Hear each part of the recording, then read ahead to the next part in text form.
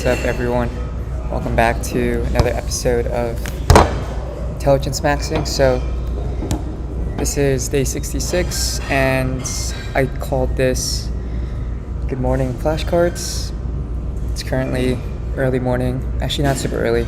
Made it to Baltimore, just found a cafe, got some breakfast, made it to the office on time. So, I think I'm going to try to take this train route from now on and see what happens tomorrow. I brought my bike with me, but I don't know if it's really useful because turns out the train station's actually pretty close. I think I'll be able to make it in time if I just walked over to the actual office instead of bike there. I could bring my skateboard too, but what I wanted to do is go over maybe finish the book flashcards, maybe move over to classes, investing, life, master deck. So yeah, let's get to it. Alright, what is a bubble a combination of? I think this was referring to the idea of unrealistic expectations and excess lending. So, unrealistic expectations refers to the idea of prices or growth, sales are all going to grow forever, and excess lending is the idea that the value that's being generated from credits is less than the cost of servicing debt. So there's kind of this negative spread between the value and then also the cost. Right close lending, okay. What is the ENIAC? So the ENIAC is a computer that was, I think, the first general purpose programmable computer in the entire world, or at least in the US, maybe entire world as well. But this was developed during 1945 by University of Pennsylvania. There's some really smart researchers there that built this massive mainframe that was able to use these vacuum tubes to act as switches for electrical currents. I think the way it works is today we have semiconductors. On semiconductors, you have these small transistors that act as switches that either allow the flow of information or not allow the flow of information. So that's represented as a bits 0 or 1. I think that was the same idea back then. Instead of using transistors though, they had these little vacuum tubes. And I think at a high level, all you have to do is really think about, okay, maybe I don't know how this works at a high level, but there's maybe an electron can flow from one tube. There's like two prongs, and then one electron will jump over the prong to flow through the current, or it could just stop at one prong and then never jump over. I think that's how it works at a very high level. I don't know the science behind it, but that was back then, and there was maybe like 40,000 vacuum tubes on this mainframe thing, so that was pretty interesting to see.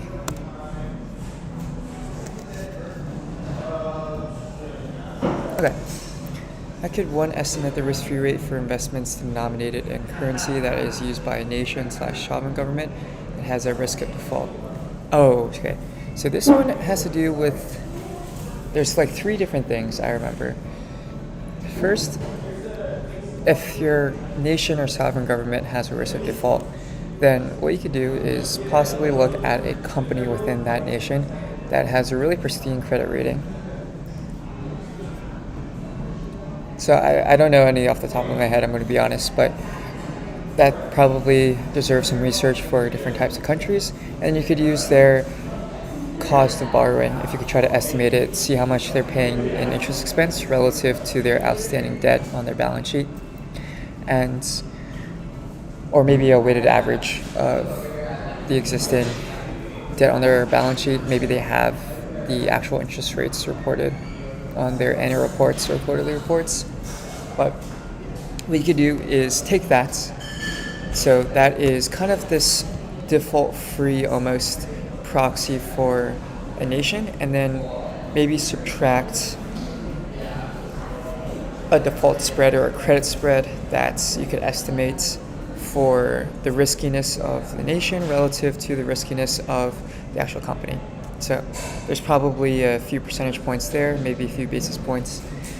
And the second option is by using interest rate parity. So this is something I'm not entirely sure how this works. Deserves some further research. I might do that actually after I go to the bathroom. But something to do with forward interest rate contracts, and I think treasury bills or treasury notes. So when I think of forward interest rates contracts, right, you're locking in the, so let me think how this works.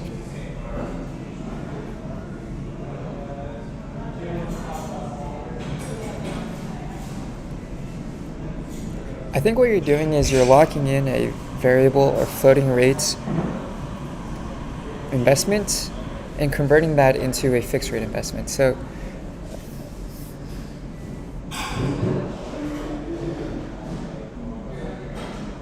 I'll get back to that. Gotta go use the bathroom real quick.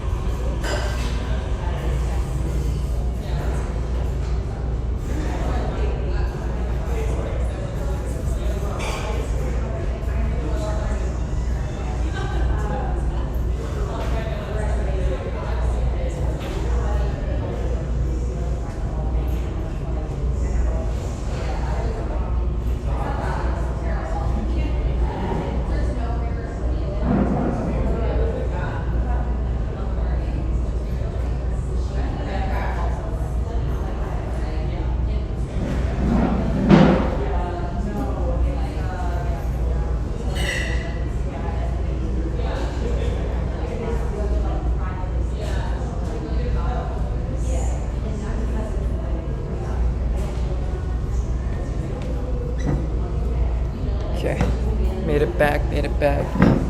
Okay, so going back to what we were talking about earlier, right? Let's see. Alright, got 0 views, 0 likes. It's okay. So going back to what we were talking about earlier, interest rate, forward rate contracts. I think big idea, you take a variable interest rate instrument and then convert that into a fixed rate.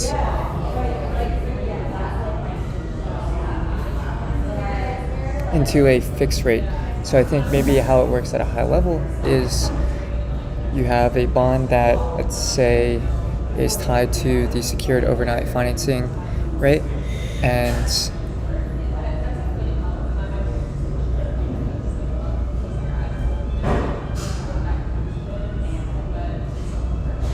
I think sometimes you can exchange this either 1-for-1, maybe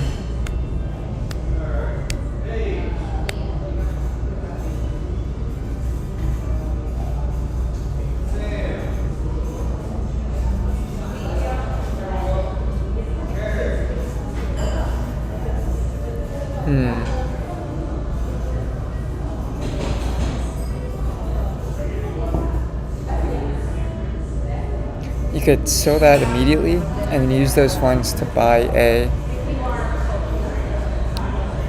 say, 4.5% fixed futures contract that would deliver coupon payments like an annuity for a fixed period, and then also your principal at the end of the period. So maybe that's how a forward contract could work. And I think the last one here is just by looking up the credit spread for the actual country and its currency, maybe through Fitch, Moody's, Standard & Poor's. Those are kind of the big 3 credit rating agencies. And there's probably going to be some online material there with a credit spread that you could apply to, let's say, the US risk-free rate. Yeah, I'm going to probably save that one for a bit later because the interest rate parity is kind of confusing for me. Long-term dollar-denominated forward contracts and treasury bond rates. Okay. Use local currency rating, usually measured by SP Global, Fitch, default spread. Oh, okay. So we want to subtract the default spread from the expected return on the government bond. So the actual bond itself at, I guess, the nation or sovereign government that's issuing it. Yeah, alright. This is pretty hard, so I'm going to do it again. Alright, what is a simple way to determine the earnings growth of a company using the retention ratio and return on equity? What are the assumptions in this case? Okay, so earnings growth of a company, that is the idea of how much our profit's growing.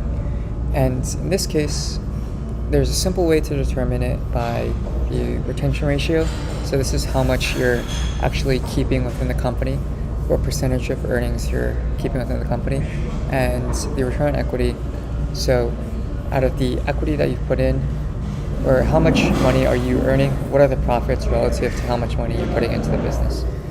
So if you take the retention ratio and you multiply that by return on equity, then you have this idea of the earnings growth. So futures earnings growth, right? If you have a retention ratio of 1, that means you're just going to earn your past return on equity. And so that's the big assumption here, that previous returns are going to stay consistent in the future, and it's going to stay constant.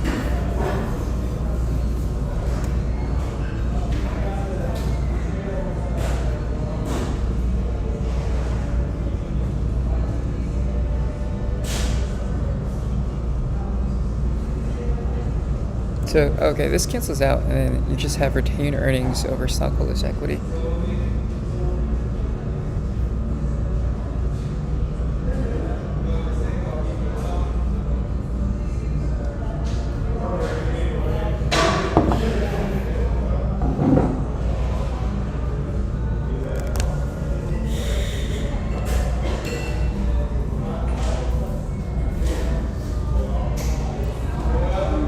product between the retention ratio and the return on equity. And intuitive reasoning behind this is that the earnings growth is simply the percentage of earnings kept within the firm to stockholders' equity for itself.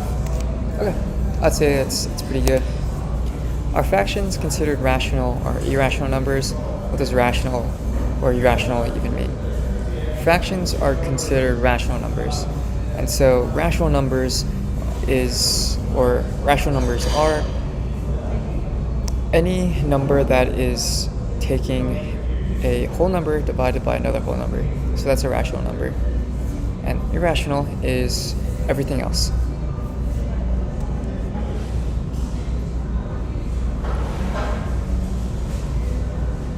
Or non-rational numbers that are whole numbers.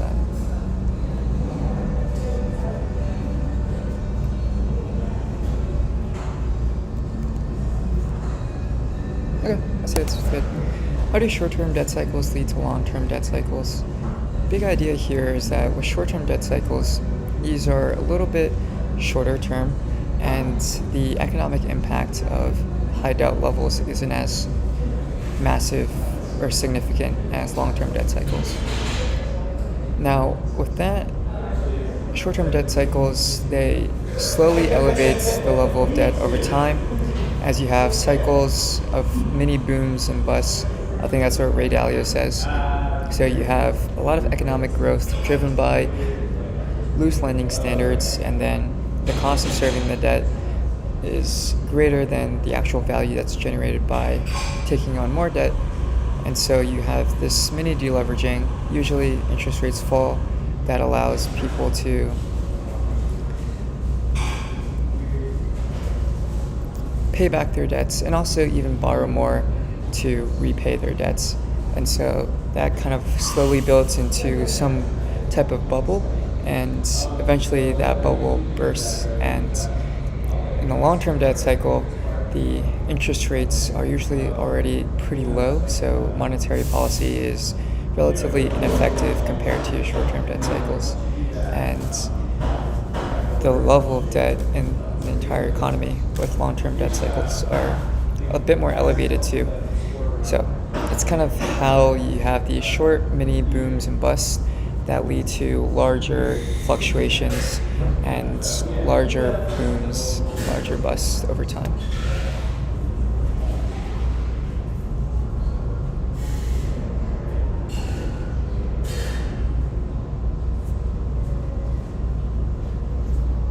So human nature encourages people to spend more instead of paying back what they owe, thus resulting in higher economic activity and debts after the mini booms / bust.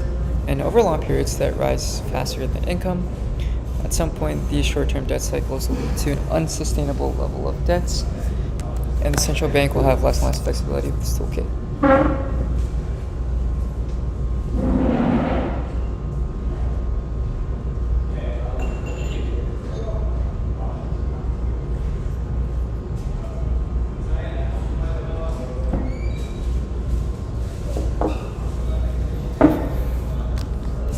Okay, so I'd say that it's pretty good.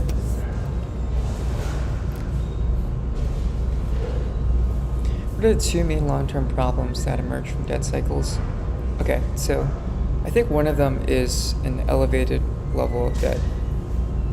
Right, we just saw in the previous flashcard that you have these short-term debt cycles, but usually at the end of these cycles, debt levels are higher than what the previous or the beginning of the cycle looked. So that's one of the big problems, and that eventually leads to an unsustainable level of debt. I think you saw this in the financial crisis, 2008, 2009, consumer debts, and maybe even commercial debt, more so consumer debt, I think, was really elevated from short-term mini booms and busts, the internet's stock market or the internet bubble, and then that bursted in 2000, 2001. And then you had this really rapid rise in housing prices and lending looser lending standards. So that was kind of the starting point of this another longer term debt cycle. But I think the second long-term problem that emerges from debt cycles is, so the first one was elevated levels of debt. Second is probably going to be losses on bad debts, so debt that can't be paid back, and how that affects the economy, how that affects consumers, how that affects banks, and how that affects an entire nation. Oh, okay. Losses arise from expected debt service payments not being made. Okay, and reduction of lending and the spending that was financing going forward. Alright, that's kind of it. So it would be nice to ground these in reality, so with some type of example. I think I haven't read that far in the book yet, though, to actually do that. So I'll leave this here for now. I'll probably put this as hard. So 2 main long-term problems that emerge from debt cycles. 1, losses that arise from bad debts. 2, usually with those losses, there's going to be reduction in spending and lending going forward. Okay. What was Fairchild Semiconductor? What was its role in the development of semiconductors? So Fairchild Semiconductor was formed by the Traders 8, I believe. They were employees at Shockley Semiconductors. This was the semiconductor business that William Shockley created after he created the first bipolar junction transistor. I think that's one of the main transistors that was used from the period of 1950s to 1980s. Then technology shifted to a different type of transistor. I don't know exactly the details here, but I'm pretty sure at a high level these transistors, the ones that Shockley invented, were a way that you could easily scale on integrated circuits. But eventually I think these bipolar junction transistors weren't able to shrink as much as some type of other ones. So there was a huge industry shift in how those used. But going back to this question, Fairchild Semiconductor was one of the leading competitors of transistors back in the time frames here. I think it was formed in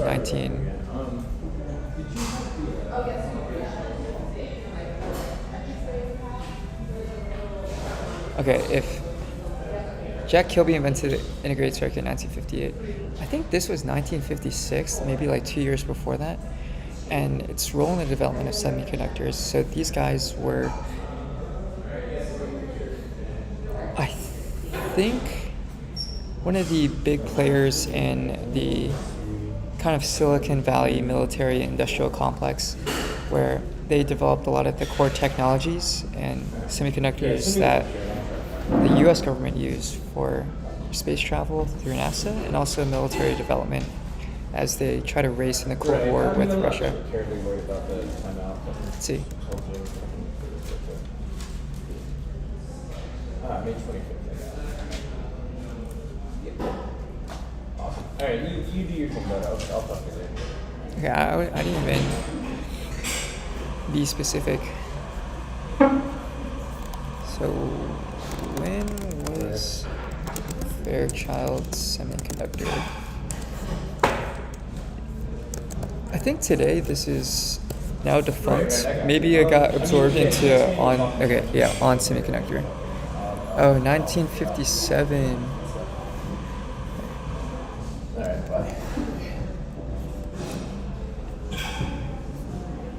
Okay.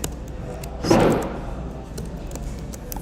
Fairchild Semiconductor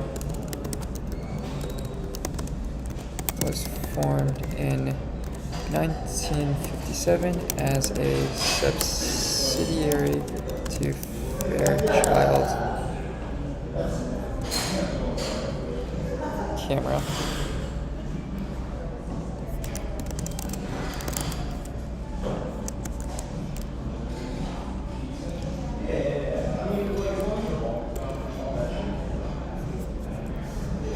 Okay, so there's lots to unpack here. Trader I was able to get that. They were from Shockley Semiconductors. Okay, got that. Developed silicon-based transistors as opposed to more common germanium. Okay.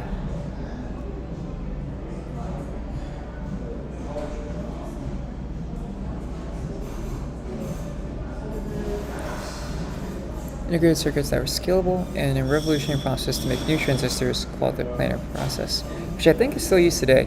I don't know exactly how the planar process works, but that's something I could get into. Alright, that's good. So put that as good. How should net income be correctly measured? So this is Damodaran valuation, second chapter, I believe. Net income, I think, should be measured by taking your operating expenses and your financing expenses, and should not consider capital expenses. Operating expenses, money that you spent and benefits were realized within the same quarter. Capital expenses, money that you spent but those benefits are realized across multiple quarters.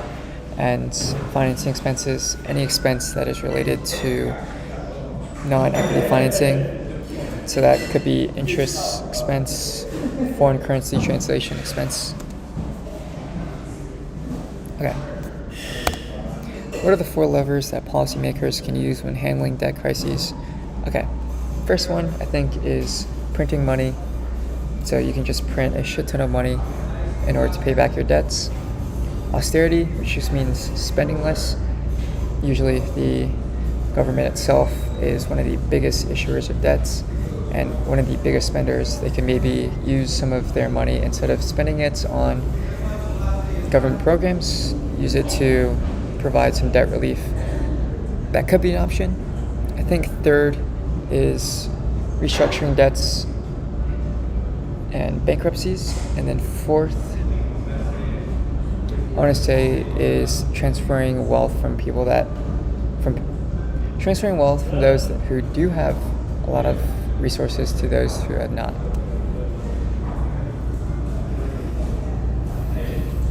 Okay. From those who have more money than they need to those who have less. What is free cash flow to the firm and how do we measure it? Free cash flow to the firm is the idea of cash flow that an entire firm generates from both debt holders and equity holders. Okay, so how do we actually calculate free cash flow to the firm?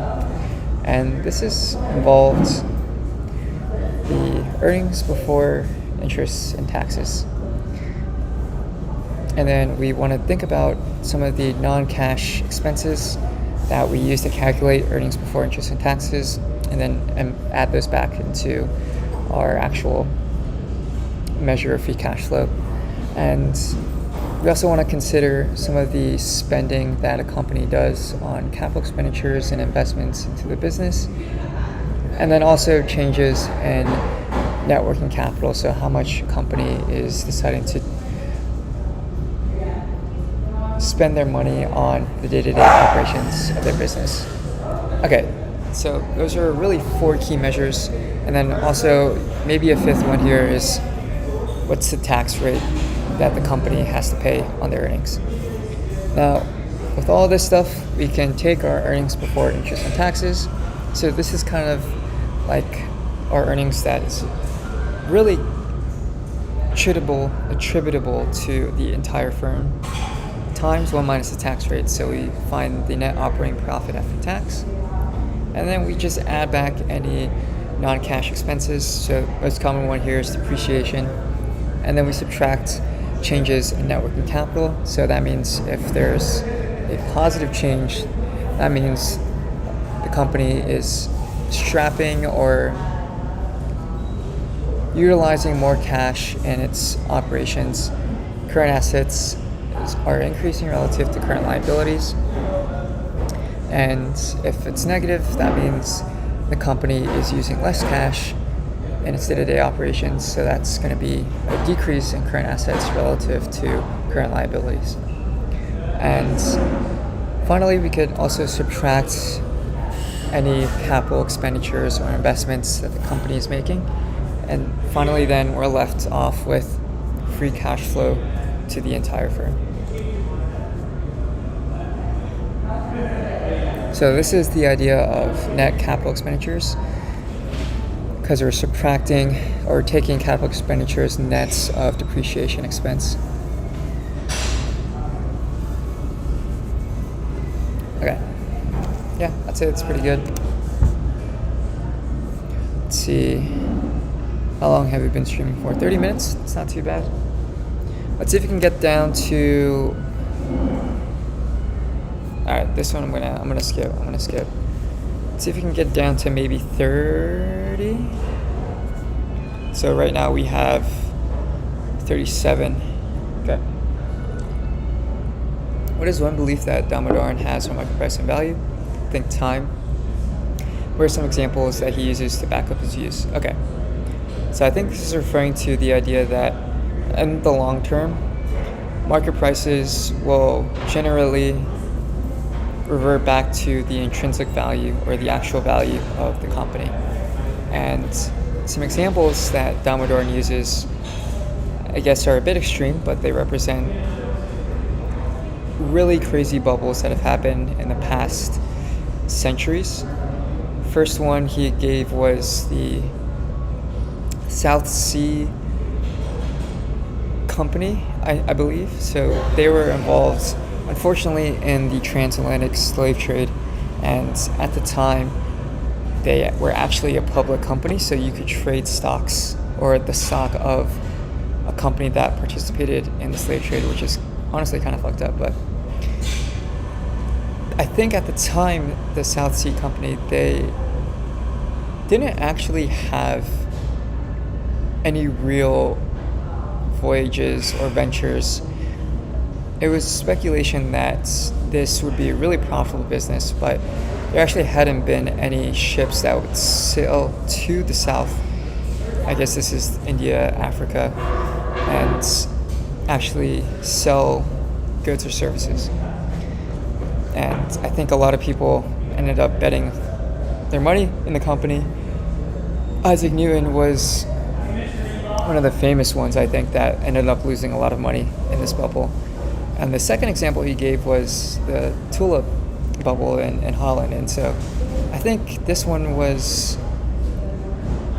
the ramp or the exponential growth in tulip prices. I guess some reason, I don't know exactly how this started, but tulips and the flowers were super expensive. People stake their entire net worth on a few flowers, and eventually that bubble pops and people became broke. Those flowers were worthless. So this moral of the story, I guess, is that you have a lot of these items that their market price is really high, but their actual value is pretty much worthless. And eventually those market prices decline to what the actual value is, which is just $0.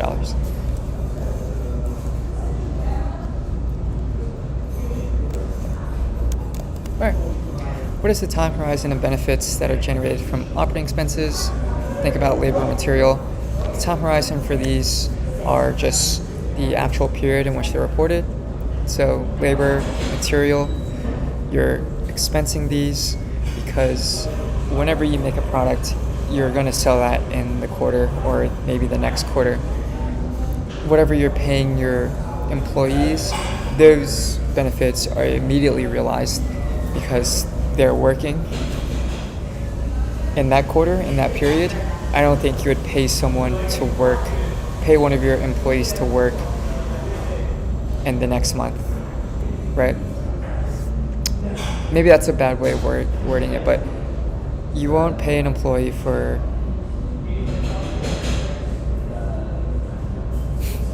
how should I say this? So if you pay an employee today, it's because they've worked in the past maybe 2-3 weeks, and they continue to plan on working in the next 2-3 weeks. So you've already realized those benefits, and you're just paying your employee then. You'll never really pay an employee today for something that they'll do in the next, let's say, year or so. Yeah. That was, but it's okay. So describe the tomato plot example that James and Mark gave to describe a randomized controlled experiment. Okay, so this is going back to the Introduction to Econometrics book that I was reading. And just a reminder, I think the randomized controlled experiment, this is a approximation of trying to estimate the causal relationships between, let's say, a treatment and population or a sample. I think maybe in more broader terms, you have an independent variable and how that affects a dependent variable. So for the tomato plot example, I think the idea was whether or not some fertilizer was able to increase the yield of tomatoes. So that's the idea of, okay, if I use some type of fertilizer, am I going to get more tomatoes at the end of the season? Now, a randomized control experiment, first of all, is randomized in the sense that you have different plots that you want to apply your fertilizer to, but you're not going to apply your fertilizer. Let's say you have a 9x9 square plot. You won't just do 1, 2, 3 on the first 3 at the top of your 9x9 square. You'll randomly choose different squares to apply your fertilizer. And then control experiment is the idea that you apply your fertilizer to some plots, but you don't apply anything to some other plots. So you can kind of match to see what the effect of the treatment is versus no treatment. And the idea here is that the only thing that you're alternating between your different samples, in this case the tomato plot, are the actual treatments itself. The randomization helps ensure that your samples are identical to each other. There might not be any bias or correlation between the different samples, and that might affect or introduce some multicollinearity or just collinearity in general, where there's a hidden variable and that influences the impact, the explanation of another variable that you're trying to explain. So just to summarize, the tomato plot example, I think, was a way to describe how a randomized controlled experiment works. In this case, they were trying to figure out whether or not fertilizer helped increase the yield of tomato plants. And the way they did that was split up a plot of land, randomly select different plots to apply your fertilizer, and some plots receive fertilizers, some plots do not receive fertilizers. And you're going to water every single plot the same exact way. All the plots hopefully get the same amount of sunlight. So the only thing that's different is the actual application of fertilizer or not. At the end of your experiment, you harvest all of your tomatoes and see if there's a relationship or correlation between adding fertilizer versus not adding fertilizer.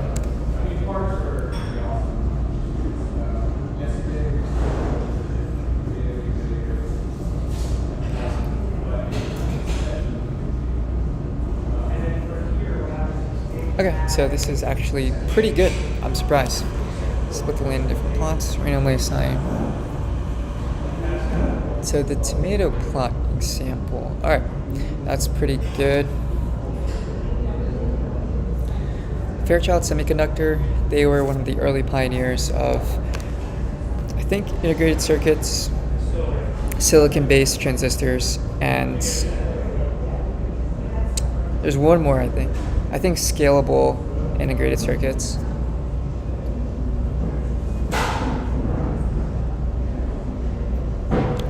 Formed by the Trader estate from left William Shockley Semiconductors, and I think they ended up forming this in 1957 as a subdivision or a subsidiary of Fairchild Cameras. Oh, planar process, okay. I can't believe I forgot about this one. So, revolutionary process to make new transistors called the planar process. There's two more common germanium. First, Fairchild Semiconductors developed silicon-based transistors as opposed to more common germanium.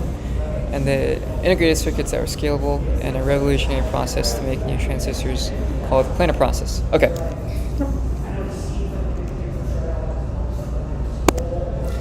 How can we describe the cycle? How can we simply describe the idea of a cycle through borrowing money? I think this one maybe deserves. Maybe we can think about this through the lens of one person's spending is another person's income, and when we think about borrowing money, we're borrowing money today to spend money today.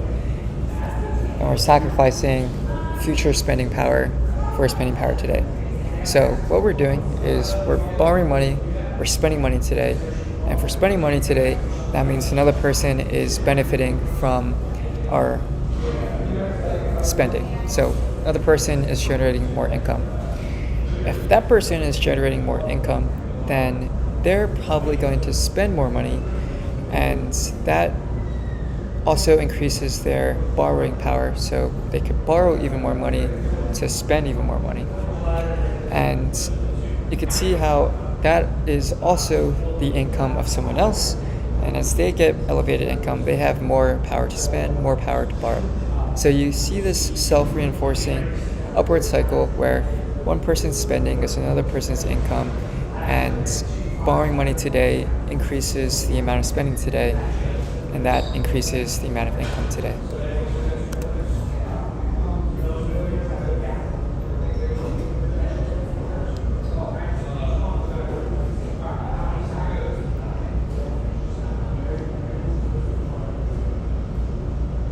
Yeah, so this is an interesting way to think about it too.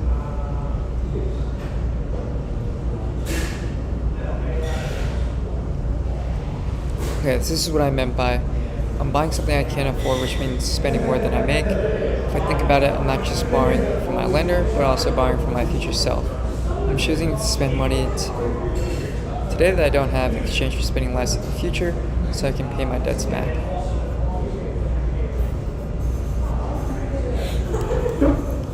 Make, which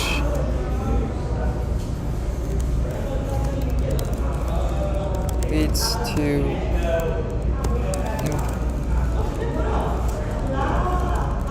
which is income for someone else.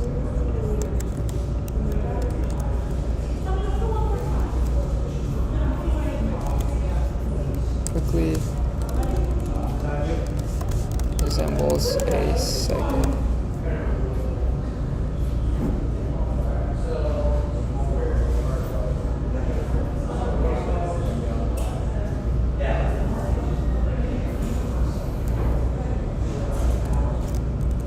When at the receiving end.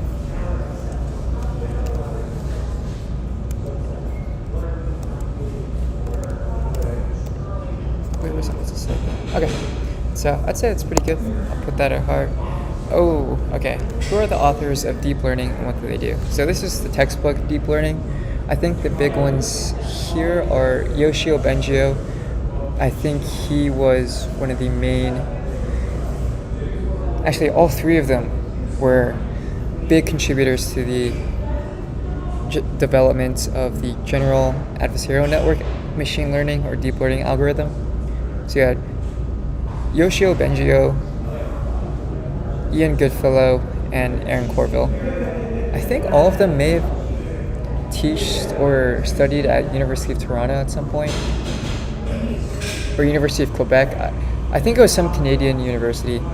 All of them were super influential in the development of general adversarial networks, and I think they all still continue to do research today. I think Yoshio Bengio, he's a bit older.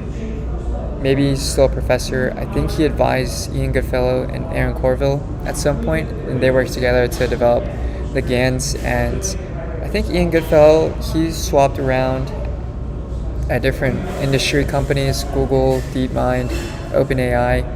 Aaron Corville, I think he's also a professor at this point. Not entirely sure. Let's see. At DeepMind, okay. University of Montreal. All right. Yoshua Bengio, not Yoshi Bengio. Okay, so Yoshua Bengio, and Aaron Corville. Seems like they're both professors at University of Montreal. I was wrong though. It was the University of Toronto. I think that was Jeffrey Hinton, and maybe a few other. Ilya Sutskever. I could be wrong. Professor at University of Montreal in computer science. He developed GANs alongside Bengio. Good fellow. Okay, so I'd say it's pretty hard. Yeah. He received the Turing Award in 2018 for his work in probabilistic models of sequences, high-dimensional word embeddings. Okay, interesting. And general adversarial networks. All right.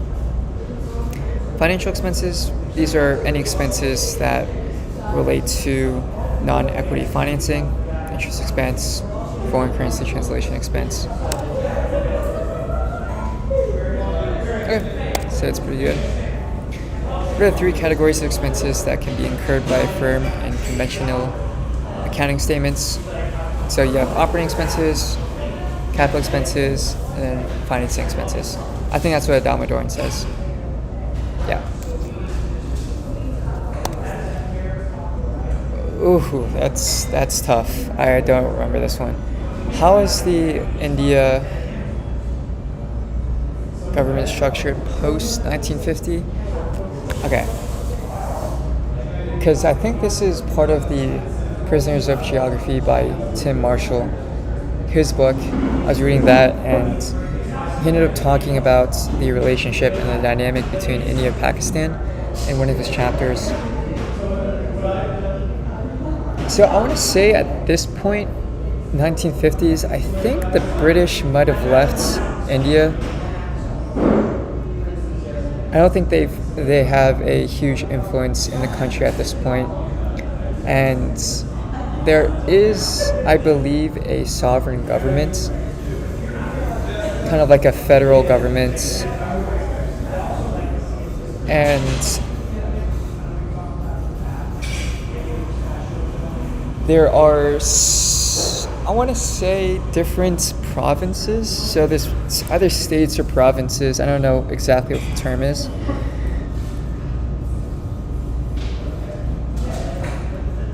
So states or provinces that exist that are also governed by some type of state or province level government. And I think you have the federal government sitting at the middle, sitting at the top. And then at a lower level, you have state, province level governments. And then maybe even local governments too. I think there also might be some city-states kind of similar to China. Now, I don't know, so let's see. States and unions of India. Maybe this is a hint here, so. There are also union territories, which are regions governed by the federal government. So India is structured similarly to the US as a federal republic. I guess that means a republic that is, so a republic, what does that mean, right? Maybe a collection of individuals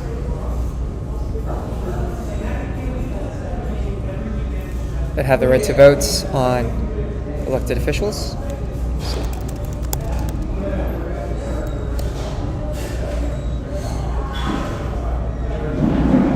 So by their people and elected representatives. Okay.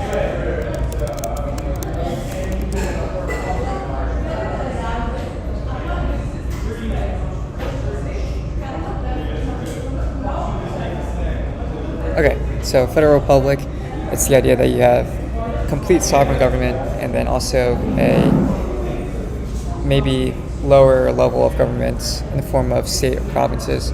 Republic just means that your people within your nation have power to elect officials that govern states, that govern the entire nation, instead of a monarchy or a dictatorship where Either it's by your birthrights or military force. Union territories are regions governed by the federal government. So I guess those are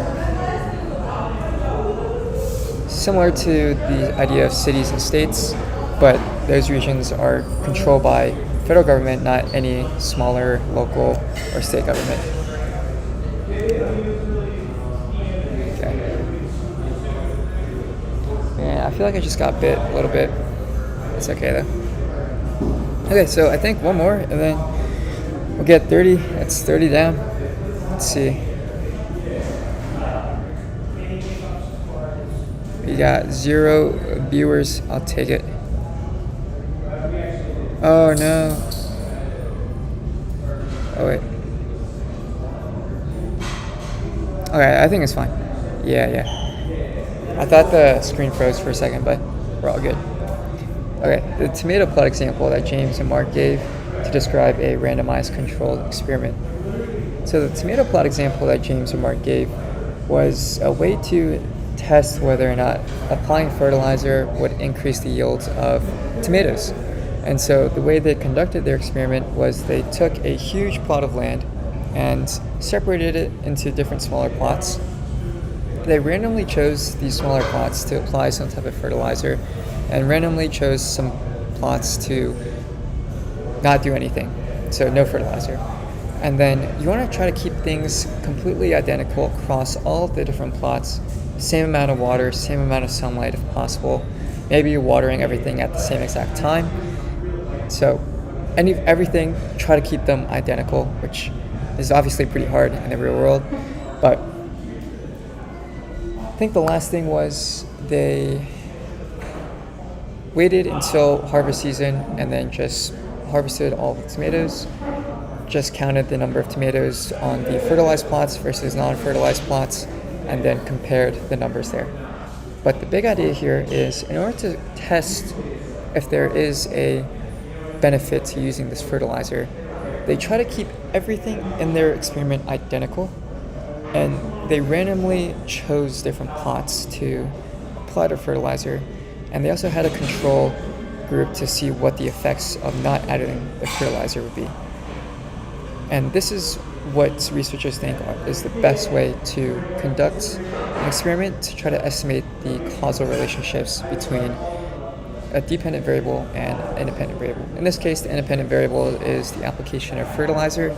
The dependent variable is the actual yield of your tomatoes.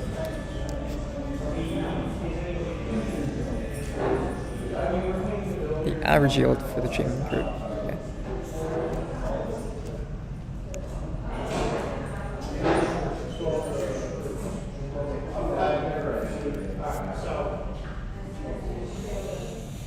Increase the yield of tomatoes. Is using from 100 grams to increase the yield of tomatoes. How many tomatoes were harvested?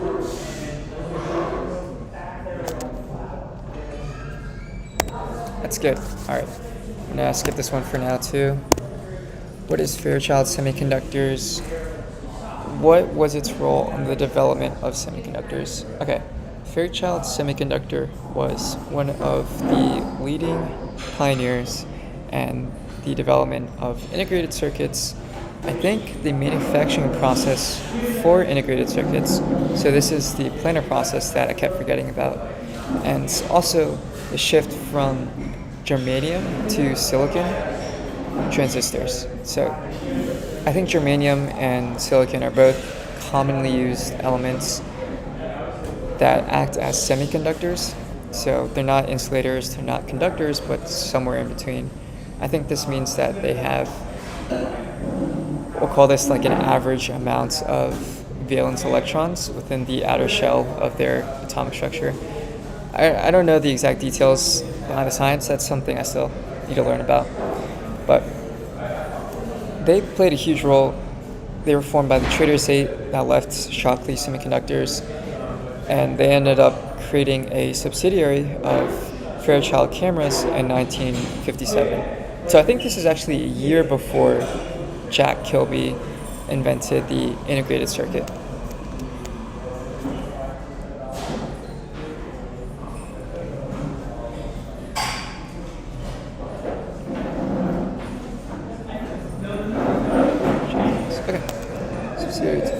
cameras. What is a more expansive definition of free cash flow to equity? Okay, we talked about free cash flow in maybe 10 or so flashcards ago. Now we're talking about free cash flow to equity. So it's very similar concept with a slight difference. Previously we looked at free cash flow to the entire firm. Now we're looking at free cash flow to just the equity holders. So equity holders, they have no right to interest payments. Those are reserved for your debt holders. And so instead of using earnings before interest and taxes, usually we take a look at net income to the entire firm. And everything else we want to pretty much stay the same, right? We still care about some of the non-cash expenses that we've incurred in order to arrive at net income, and then also changes in our net working capital and how that affects the current assets and current liabilities of the company. And then I think, lastly, just also consider the investments that are needed for the company. And maybe one other thing we can add is some of the effects of financing and how that might affect the cash flows to just the equity holders of the business. All right, now, if we break that down into, let's say, a mathematical formula, we have earnings, in this case, net income, add any non-cash expenses, most likely depreciation, subtract changes in net working capital. This is your capital needed in order to run the day-to-day operations of your business. Then you also have subtracting your investments, capital expenditures, software. I'm trying to think, is there anything else you could possibly invest in? I'd say those are maybe the two biggest ones. And then finally, you could possibly add kind of net changes in debt. So if you think about the uses of debt, one of the big uses in debt could be paying out to shareholders. So you could get a big chunk of debt from JP Morgan Chase. They'll give us a loan, and you could take that loan, just pay it out to your shareholders. You could buy back stock. So there's a lot of things you could do with new debt, but calculating that, you could take the amount of debt that you've raised, subtracting the amount of debts that you've paid back.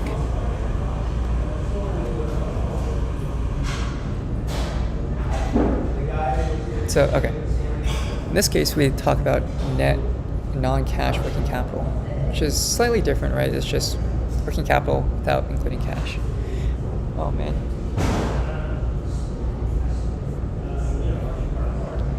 Cash flow, equity, capital expenditures, depreciation. Yeah, I'd say it's pretty good. Okay. Flow to equity, net income, capital expenditures, depreciation. Okay, yeah, I'd say it's pretty good. I'll say it's good. How did the authors define econometrics? So, James Stock, Mark Watson. I'm trying to think. I think James Stock, professor at Harvard Economics, Mark Watson, professor at Princeton Economics. So, they define econometrics as kind of this interdisciplinary field that combines both economics and statistics. So you're using statistics to answer economic questions. It's science and art. Using economic theory and statistical techniques to analyze economic data. Yeah, that's fair. I could see it as a science, see it as an art too. Using economic theory and statistical techniques to analyze economic data. Okay, I'll say that's hard for right now. Randomized control experiment. What are they and why are they so important? Okay, we talked about what they are. They're an experiment in which you try to keep everything identical except for your treatment and your control. and you want to randomly select different samples to apply your treatment and different samples to apply your controls. This is pretty important because this is one of the best ways to estimate causal relationships between your independent, which is the treatment, and your dependent variable, which is kind of this hypothesis or test that you want to have.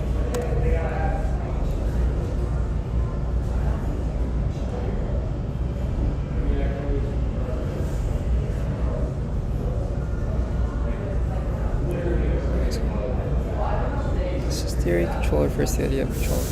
Okay. I'd say it's good. How is the risk premium a function of two variables? I think it's a function of the risk aversion. So how much, this is kind of hard to actually quantify, I feel like, but how much demand or return do you demand for a relative level of risk? If you're more risk averse, you demand higher returns for a same level of risk compared to a less risk averse investor. I think that's a big idea. And then also, it's a function of kind of the average returns of a risky asset. All right, so maybe you can think about if you were to have a risky asset, how much are you expecting to return? How much are you expected to have in returns? And maybe you could think about the risk aversion too is, okay, is that return worth it for a risky asset? And if not, how much do I need in excess of the average expected return in order to achieve a risk premium that I'm happy with?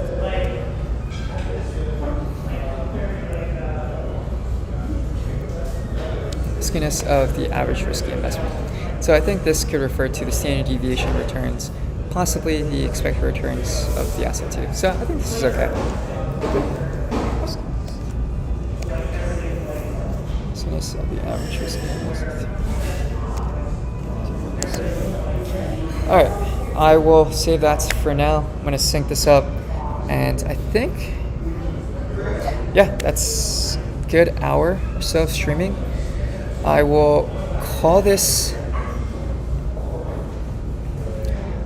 I'm going to call this here. Thanks for tuning in. I think what I might do now is probably bike back to Baltimore, bike back to the train station, and then take the train back to DC. It's a nice day. Maybe I'll walk around the Inner Harbor a little bit, but gonna bike back and maybe go to the bookstore. I was gonna go exchange something, get some lunch, and head back home. So thanks for tuning in, and see you guys in the next one.